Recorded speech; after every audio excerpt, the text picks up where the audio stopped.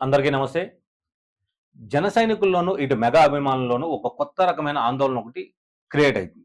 So, ఈ ఆందోళన జరుగుతున్న నేపథ్యం ఏంటి? అసలు ఎందుకు ఈ జన సైనికులు గాని, మెగా అభిమానులు గాని ఆందోళన చెందుతున్నారు అనే అంశం గురించి మనం మాట్లాడుకుంటున్నప్పుడు, నిన్న మంగళగిరి జనసేన పార్టీ కార్యాలయం మీద ఏదైతే హెడ్ ఆఫీస్ ఉంటుందో ప్రధాన కార్యాలయం మీద సుమారుగా 20 నిమిషాల పాటు ఒక డ్రోన్ చక్కర్లు కొట్టిందన్నమాట. సో, ఈ డ్రోన్ ఎవరిది? ఆల్రెడీ పక్కనే కోతవేడు దూరంలో డీజీపీ కార్యాలయం ఉంది. సో, మరొక కిలోమీటర్ దూరంలో ఉన్న టీడీపీ కార్యాలయం ఉంది. అంటే ఆల్మోస్ట్ అన్ని పార్టీలకు సంబంధించిన ప్రధాన కార్యాలయాలు చుట్టుముట్టూనే ఉన్నాయి. పర్టిక్యులర్‌గా జనసేన కార్యాలయం మీద ఈ డ్రోన్ ఎందుకు ఇంత టైం చక్కర్లు కొట్టింది? సుమారుగా 20 నిమిషాలు. సో, దీనికి సంబంధించి జనసేన కార్యాలయంలో ఉన్నటువంటి వాళ్ళు కంప్లెయింట్ చేయడం జరిగింది. సో, ఇది అసలు ఆకతాయిల పనా? లేదా ఏదైనా కుట్ర కోణంలో దీన్ని కూడా చూడొచ్చా? ఎందుకు కుట్ర కోణం అని అనాల్సొస్తుంది అనంటే, జరుగుతున్న పరిణామాలన్నీ మనం చూడొచ్చు.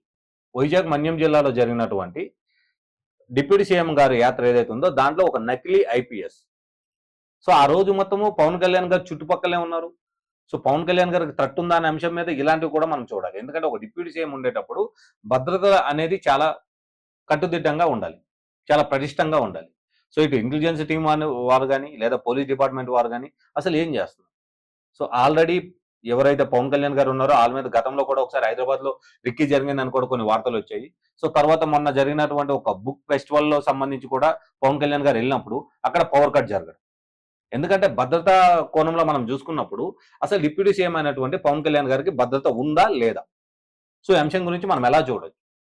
ఏదైతే జనసేన పార్టీ కార్యాలయంలో సుమారుగా 20 నిమిషాల పాటు చక్కర్లు కొడుతుంటే అక్కడ ఆల్రెడీ పోలీసులు ఉంటారు గదా! వాళ్ళేం చేస్తున్నారు? అసలు ఈ డ్రోన్ ఎవరిది? ఇది ఆకతాయిల పనా? లేదా ఏదైనా వేరే రకంగా మనం ఇది వేరే కోణంలో చూడొచ్చా? ఎందుకంటే ప్రతి విషయాన్ని కూడా కుట్ర కోణం అనేది ఒకటుంది అన్నట్టుగా టీడీపీకి సంబంధించిన వాళ్ళు గాని, ఆల్రెడీ కూటమి ప్రభుత్వంలో ఉన్న కొంతమంది మంత్రులు మాట్లాడినప్పుడు ఆ విషయాన్ని మనం వింటూనే ఉన్నాం. ఎందుకంటే మొన్న జరిగినటువంటి స్టాంపేడ్ ఏదైతే తిరుపతికి సంబంధించిన ఘటన ఉందో, ఆ ఘటనలో జరిగినటువంటి తొక్కిసలాటలో కూడా కుట్ర కోణం ఉంది. సో, ఆ కోణంలో కూడా మేము విచారణ జరిపిస్తున్నాము అని చెప్పి ఆల్రెడీ హోంమంత్రి అనిత గారు చెప్పారు. సో, ఇలా ప్రతి కోణాన్ని కూడా మనం కుట్ర కోణంలో చూడాల. ఇప్పుడు నిన్న జరిగినటువంటి ఈ డ్రోన్ విషయం ఏదైతే ఉందో దీన్ని ఎలా పరిగణలోకి మనం తీసుకోవాలి?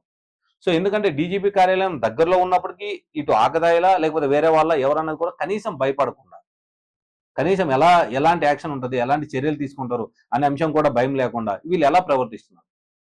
ఎందుకంటే ప్రముఖ బాలీవుడ్ హీరో సైఫ్ అలీ ఖాన్ గారి ఇంట్లో అతనికి అంత భద్రత ఉన్నప్పుడు అతని ఇంట్లోకి ఎళ్లి మరి అతన్ని పొడిచేంత పరిస్థితి వచ్చింది అనంటే ఒకసారి ఆలోచించండి. ఇటు రాజకీయ ప్రముఖులకు గాని, లేదా ఇటు సినీ సెలబ్రిటీలకు గాని ఎంతవరకు భద్రత ఉంది? సో, ఈ అంశం మీద మనం ఒక్క పవన్ కళ్యాణ్ గారిని దృష్టిలో పెట్టుకొని ఆలోచించాల్సిన అవసరం లేదు. ఎందుకంటే ఇటు డిప్యూటీ సీఎంగా కావాలని చెప్పి కోరుకుంటున్న ఎవరైతే తెలుగు తమ్ముళ్ళు ఉన్నారో టీడీపీ పార్టీకి చెందిన నాయకులు గాని, శ్రేణులు గాని నారా లోకేష్ గారికి కూడా ఇలాంటి పరిస్థితి జరిగే అవకాశం ఉంది కదా!